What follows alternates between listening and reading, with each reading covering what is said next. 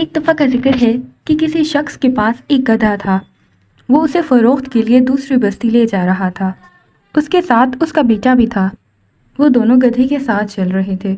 ایک کنویں پر عورتیں پانی بھر رہی تھیں۔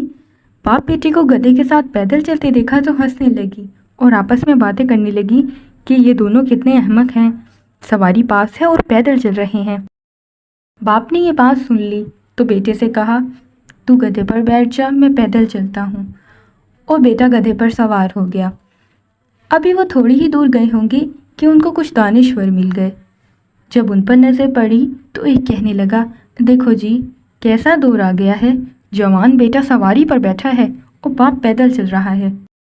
یہ بات بیٹے نے سن لی تو سواری سے نیچے اتر آیا اور اصرار کر کے باپ کو سوار کر دیا اور چلتے گئے۔ ابھی وہ تھوڑی دور ہی گئی تھی کہ انہیں لڑکوں کی ایک ٹولی ملی۔ ان میں سے ایک کہنے لگا، دیکھو یہ بوڑھا کتنا سنگ دل ہے، خود تو سواری پر بیٹھا ہے اور بیٹے کو پیدل چلا رہا ہے۔ یہ سنا تو باپ نے بیٹے کو بھی ساتھ بٹھا لیا۔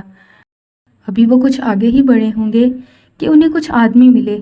ایک شخص نے بوڑھے سے کہا، میاں کیا یہ گدھا تمہارا ہے؟ ہمیں تو یقین نہیں آ رہا، اس قدر کمزور جانور پر تم دونوں سوار ہو۔ باپ بیٹے نے یہ سنا تو گدھے کو سر پر اٹھا لیا اور چلنے لگے۔ کچھ فاصلہ ہی طے کیا تھا کہ لوگ ان پر ہنسنے لگے کہ کتنے بے وقوف ہیں، خود پیدل چل رہی ہیں اور گدھے کو سر پر بٹھا رکھا ہے۔ اس واقعہ سے ہم یہ سیکھتے ہیں کہ اگر ہم اپنی منزل پر پہنچنے کے دوران ارد گرد کے لوگوں کی سننا شروع کر دیں کہ لوگ کیا سوچتے ہیں یا کیا کہہ رہے ہیں اور خود کو لوگوں کے مطابق بدلنا بھی شروع کر دیں تو آخر میں ہمارا حال بھی ان باپ بیٹے جیسا ہو کہ وہ گدھے کو سر پر اٹھا کر چلنے لگے۔